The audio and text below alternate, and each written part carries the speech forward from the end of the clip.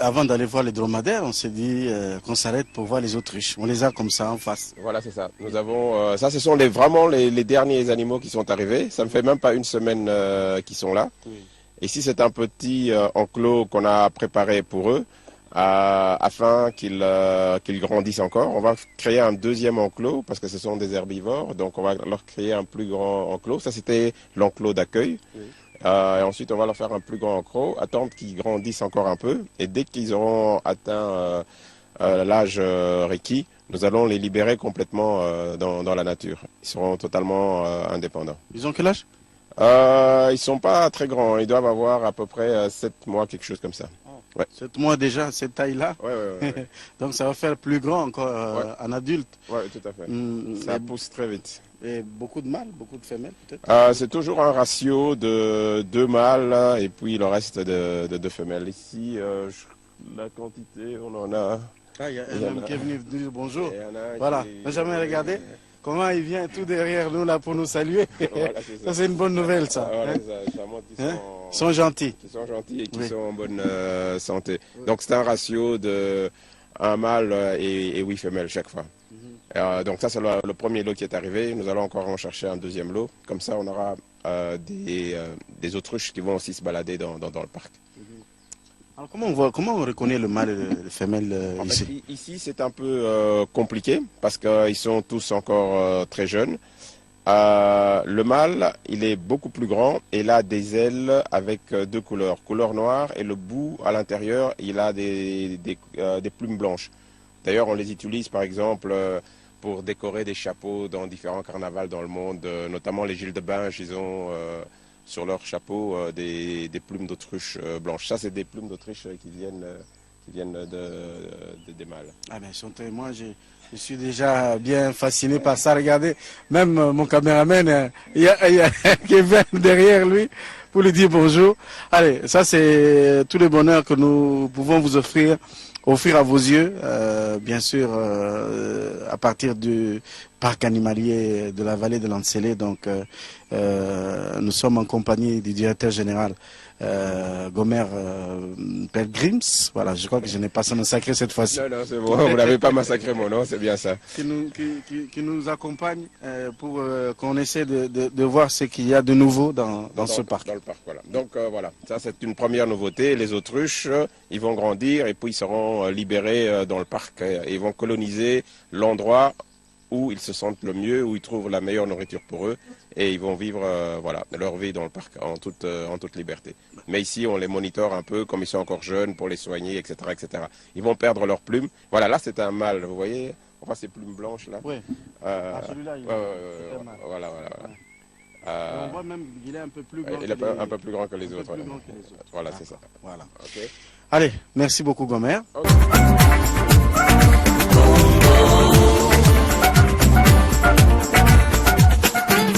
Bokaba botangayo bokaya kitoko epayongana botama ekolo ya bwanya ande kutosangana kututumbola Kongo ikomanalo kumo Kongo nanga yayo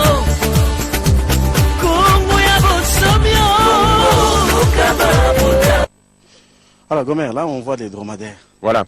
Ça, ce sont aussi des nouveaux animaux que nous avons amenés il y a à peu près 2 mois. Donc ce sont des dromadaires de la famille des camélidés. Une différence entre un chameau et un dromadaire. Le dromadaire, il a une seule bosse et le chameau, il a 2 bosses. Alors ces dromadaires viennent du Tchad. On a été d'abord les voir, puis finalement on a été les chercher. Comme ça, on avait une représentation aussi un peu des différents animaux qui ne vivent pas nécessairement au Congo, mais qui vivent en Afrique. Donc eux, on les laisse ici et ça permet à nos visiteurs, quand ils attendent le départ du safari, de découvrir les dromadaires, les ânes, les chevaux. Il y a combien de dromadaires? Nous avons 18 dromadaires. 18 dromadaires ici dans le parc et ils sont en liberté. Donc pendant toute une période, ils ont été aussi mis dans un enclos pour qu'ils s'adaptent. Et puis là, on les a libérés et ils vont dans les pâturages et à 17h, ils reviennent et on les met dans leur enclos pour passer la nuit. Et le matin, on les libère de nouveau. J'imagine comme qu'il y a un petit soleil aujourd'hui, qu'ils sont certainement en train de faire des petits tours ici. C'est ça. Le soleil, c'est vraiment leur dada parce qu'ils vivent dans le désert au nord de la République centrafricaine jusqu'à la Libye. Et on les retrouve aussi dans la péninsule arabique et puis dans toute l'Asie, jusque dans les confins, même jusqu'un peu en Chine. Donc c'est leur habitat naturel. Mais bon, voilà, ici on les a amenés. Il y a la verdure, ils mangent et de l'herbe et les feuilles des arbres. Et en plus, ils ont du soleil. Leur gros problème, parfois, c'est un peu la pluie, parce que ça, ils n'aiment pas, ils aiment pas beaucoup. Mais bon, voilà. Vous y avez pensé donc Ouais, on y a. Des abris. Ils ont un abri. La nuit, toutes les nuits, ils passent leur nuit dans un abri. On les laisse pas à l'extérieur. Il y a aussi peut-être parfois l'humidité qui va, au début, leur poser un petit problème, mais ils vont petit à petit s'adapter. On va commencer avec 2 dromadaires que nos amis qui viennent du Tchad sont en train de domestiquer, pour qu'on puisse mettre une selle dessus. Et les touristes ou les visiteurs, quand ils viennent, ils ont la possibilité de monter à cheval pour faire une balade. Et ils auront aussi la possibilité de monter sur le dromadaire et faire aussi une petite balade. Alors poussons-nous un peu vers celui qui est en train de bien s'occuper de ce dromadaire. Monsieur, bonjour. Bonjour. Juste une petite question. Est-ce que c'est un animal facile? Oui, c'est facile. Elle est simple, elle est douce. Mm. Oui, elle est la plus elle n'est pas compliquée. Elle est simple comme vous le voyez. Oui. Maintenant, les 2 chameaux sont montables. Oui. On peut les monter, mais compte tenu, donc on a fait commande pour la chaise. C'est pas encore venu. Une fois venu, on peut les monter. Et le bruit là, il veut dire quoi? Il nous dit bonjour ou quoi? Oui, c'est un bonjour. Nous dire bonjour. Oui, Hein? Bonjour. elle est simple. Hein. Il est vraiment gentil. Hein? Gomer, ça c'est tout le bonheur de venir au parc. Voilà, On peut voir des choses comme ça ici seulement. Voilà. Ouais, je crois que c'est votre premier contact avec un chameau en direct. Donc voilà, c'est une possibilité de venir, de le caresser. Et, dès qu'on aura la sellerie, on pourra les monter et faire un tour avec les gens qui souhaitent monter dessus. Voilà. Si vous n'avez pas le temps d'aller au Tchad chez mon ami, ou vous n'avez pas le temps d'aller en Libye ou du côté de l'Afrique du Nord là-bas, ben, vous pouvez venir monter sur des dromadaires ici. Vous n'avez pas le temps Voilà. d'aller à Dubaï, en Arabie Saoudite, etc. Ici, vous pouvez venir monter sur un dromadaire. Voilà. Il est grand, hein? Il est grand. Ouais. Il fait quoi? Il peut, au garrot, c'est 1m70, mais il peut aller plus haut quand il devient adulte, quoi. Allez, ça c'est bien. Allez, au revoir. Hein? Allez, on va continuer nous. On va peut-être aller voir Oui, tout à fait. et puis ou des pitons si vous voulez. Voilà, des- Parce qu'il y a un projet, on avait parlé d'un projet. Un vivarium. Donc un vivarium, c'est un emplacement, un local dans lequel on va mettre différents types de serpents. Dans le parc, le parc est vaste, c'est 20 000 hectares. Donc il y a toute une flopée de lézards, de serpents, de varans, etc. Donc on va capturer différents types de serpents et on va les mettre dans les vivariums, présenter leurs caractéristiques, s'ils sont venimeux ou pas, comment faire, comment réagir face à un serpent. Ça, c'est une façon de Voilà. permettre aux gens de s'habituer Voilà, c'est aux animaux, parce que les animaux, ce sont nos amis. Voilà, c'est ça. Hein? Il ne faut pas nécessairement toujours tuer les serpents. Une fois qu'on aura compris leur mécanisme, une fois qu'on les connaît, on va dire, ah oui, en fait, c'est ça, le serpent, c'est un animal très peureux. Et la plupart du temps, quand il attaque et qu'il pique quelqu'un, c'est qu'il a été surpris et il est effrayé et c'est un système de défense. Donc, c'est juste pour apprendre aux gens, voilà, un serpent, voilà comment il se comporte, ce qu'il faut faire, ce qu'il ne faut pas faire, quand on est piqué, ce qu'il faut faire, ce qu'il ne faut pas faire, etc. Les pitons de Seba. Python de Seba. Oui. Un python de Seba, il a 4 mètres de longueur, il pèse plus ou moins 50 kilos. Donc on lui donne comme repas un lapin vivant, parce que si on lui donne un animal mort, il ne va pas le manger. Donc on lui donne un lapin vivant, il étouffe, et puis il l'avale, et pendant une semaine et demie, il le digère. Ils cherchent des animaux qui ont du sang chaud. Oui, entre autres aussi. Et de temps en temps, il sort et il se balade. Il prend son bain et il retourne. Là, par exemple, on vient de me dire qu'il a mangé Oui. et il attend comment digérer, c'est ça? Voilà, c'est ça. Et là, il digère plus ou moins pendant une semaine. Ça dépend de la grosseur de la proie. Si c'est une faisons qu'il prenne un petit chevreau. Oui. Si c'est un petit chevreau, il étouffe et il le mange. Il peut pendant 3-4 semaines, il ne fait que digérer ce qu'il a mangé. Donc voilà, ça c'est un python. On en a un ici et on en a un autre de ce côté-ci qui est un peu plus jeune, mais il doit être caché quelque part. Ah, il est en dessous ici des matitis, là on le voit. Là. Ah, ok. Bien caché là-bas. Voilà, c'est ça. Bon. Donc ça, ce sont des cages qui sont temporaires. Mhm. Ensuite, nous allons marcher vers là. On est en train de leur construire une grande cage où ok. ils auront beaucoup d'espace. En passant, on peut dire, parce que les téléspectateurs... Des tortues d'eau et des tortues terrestres. Nous les avons reçus. Ils viennent de Kisangani. On leur a fait un petit terrarium là où on a aménagé un bassin avec de l'eau et avec de l'herbe parce qu'ils mangent beaucoup d'herbe.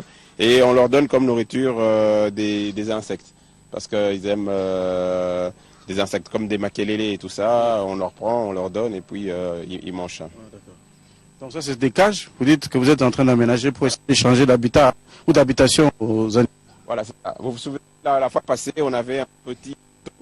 C'était un peu chat sauvage. Maintenant, nous lui avons fait cette cage. Cette partie-ci de la cage, c'est ce que nous appelons le feeding camp. C'est là où on lui donne à manger. Il aura toute cette grande cage qui est là, où il pourra se balader. On est en train de finaliser le toit parce qu'il grimpe et il saute. Donc on doit le couvrir complètement. Oui. Il est là, je crois. Il est là. Il a mangé, peut-être qu'il est...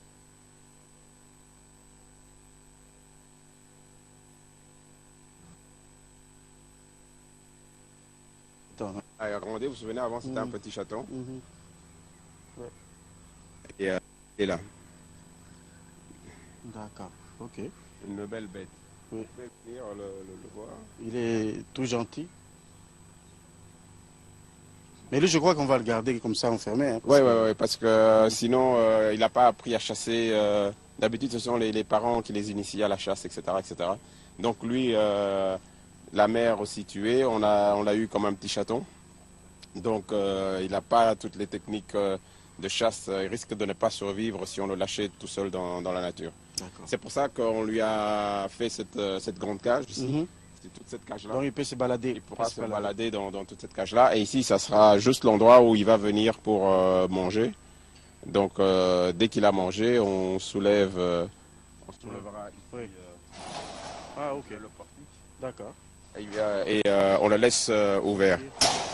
Et alors, dès qu'il est là, on baisse le portique, on nettoie l'espace et puis on l'ouvre parce que c'est ici qu'il y a son eau et sa nourriture et peut se balader en permanence. Et les femelles, ils arrivent quand même pour qu'on commence à perpétuer l'espèce. En fait, il est très rare de l'avoir en captivité. Avec des vétérinaires namibiens, on a fait une recherche. Il n'y a que 2 caracals qui sont en activité connus. Il y a celui-ci et un autre au Cameroun. C'est les 2 seuls connus qui sont en captivité. Oui. Donc voilà. Maintenant, il faut essayer de les rassembler pour qu'ils puissent perpétuer la race. Quoi. Dans la nature, il y en a certainement, mais très difficile à capturer parce qu'ils ne vivent que la nuit.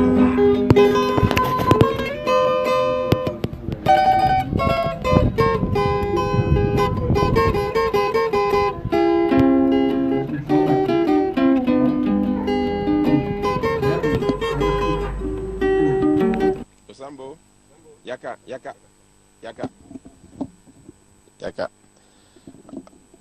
Voilà, ici nous sommes dans l'enclos Rhino. Rhino, oui. Mais c'est aussi On se souvient. dans Oui, on cet se enclos souvient que qu'on nous a avions aussi l'hippo. Oui. Donc voilà, c'est Lusambo. Quand il est arrivé, il avait 45 kilos. Et là, maintenant, il est à 295, donc presque 300 kilos. Il a grandi.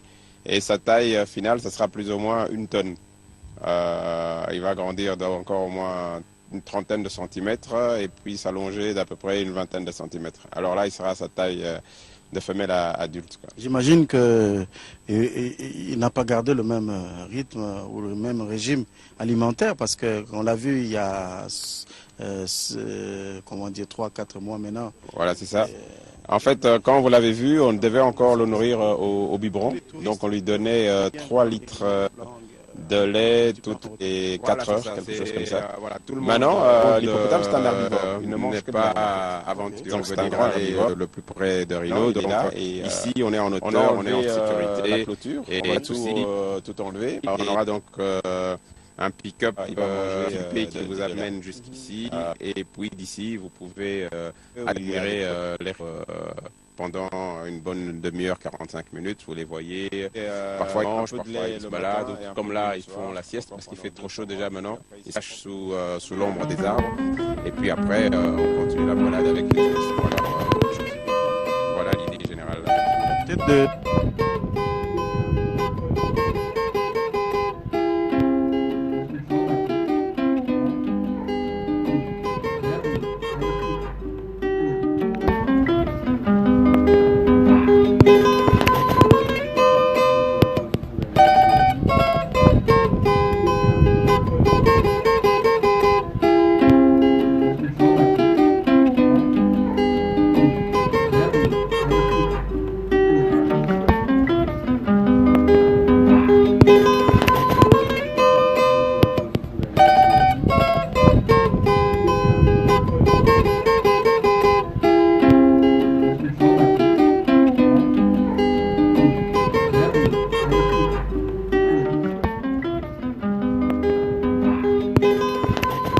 Là.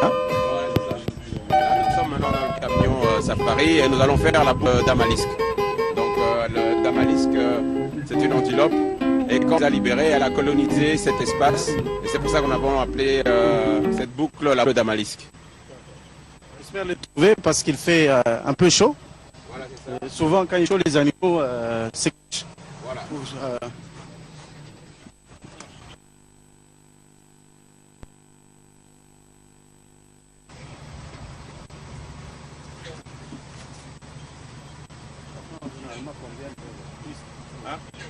Il y a 26 places.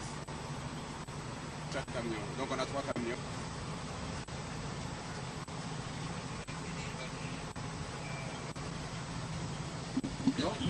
De ce camion, les touristes profitent notamment de cette nature, de ces paysages, ces beaux paysages. Exact, ils sont en hauteur, ils ont vraiment la possibilité de voir le paysage, la nature et les animaux aussi. Bon, maintenant il est déjà un peu chaud, donc comme vous disiez tout à l'heure, ils ont commencé à aller se cacher dans les matitis pour ressortir vers 15 heures à peu près. Donc on a 2 safaris, on a un groupe de safari qui se fait le matin à 8h, 9h, 10h, et ensuite les autres 15h, 15h30, 16h30 pour permettre justement aux gens de voir les animaux. Parce que dans l'intermédiaire de 10h à 15h, il fait chaud pour les animaux et ils vont aller se cacher dans les matitis, au berger dans les matitis. Comme nous avons vu tout à l'heure avec les rhinos. Ils étaient, voilà, ils faisaient leur sieste dans l'ombre. Voilà.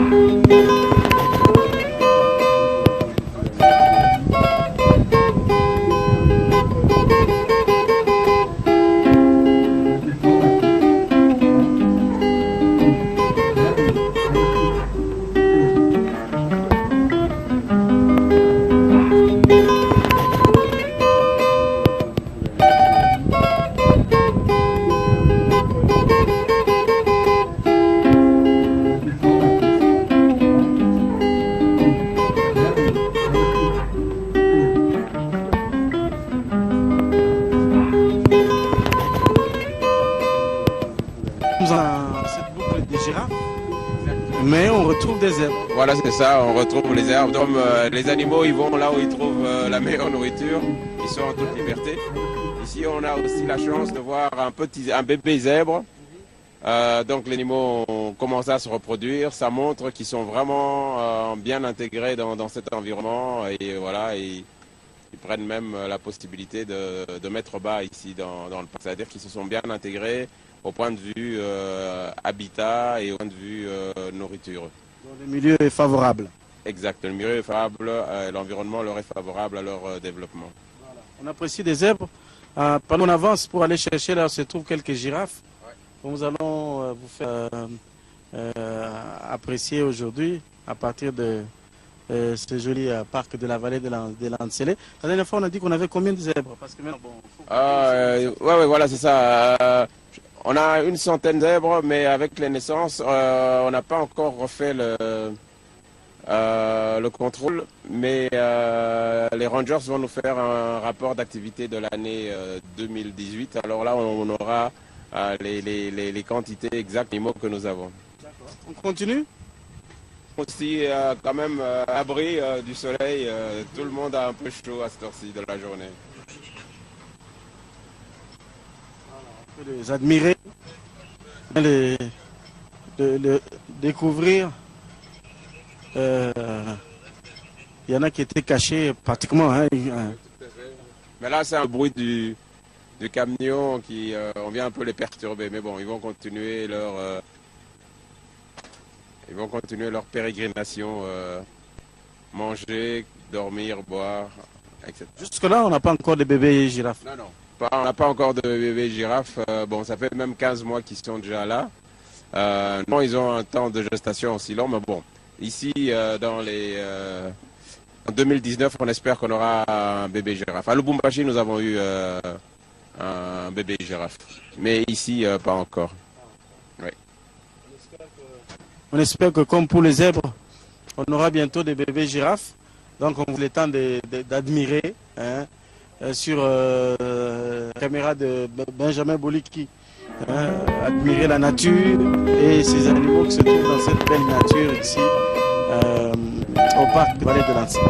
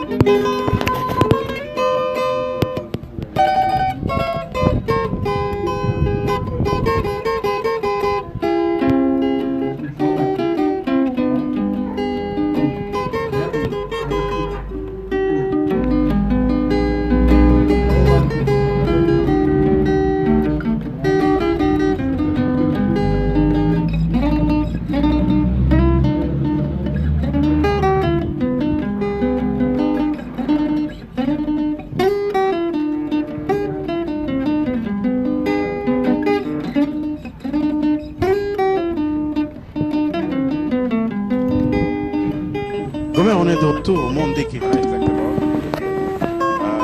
Donc là, nous sommes à peu près à 690 mètres d'altitude et nous sommes au Mont Dégué et nous sommes sur le Tristar.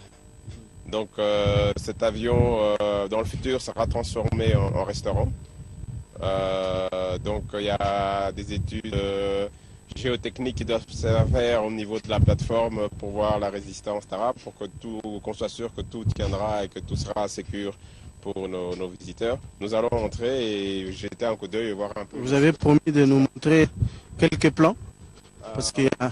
quelques idées. Donc voilà, ici dans la... Et voilà, vous pouvez voir quelques plans et quelques illustrations de ce que ça Vous nous pourrait avez donner. parlé de fameuse tour. Voilà, la fameuse tour, elle est là. Donc ce sera une tour avec 3 plateaux, un plateau restaurant, un plateau chambre et un plateau terrasse. Donc ici vous avez une idée de ce que ça va donner avec le Tristar.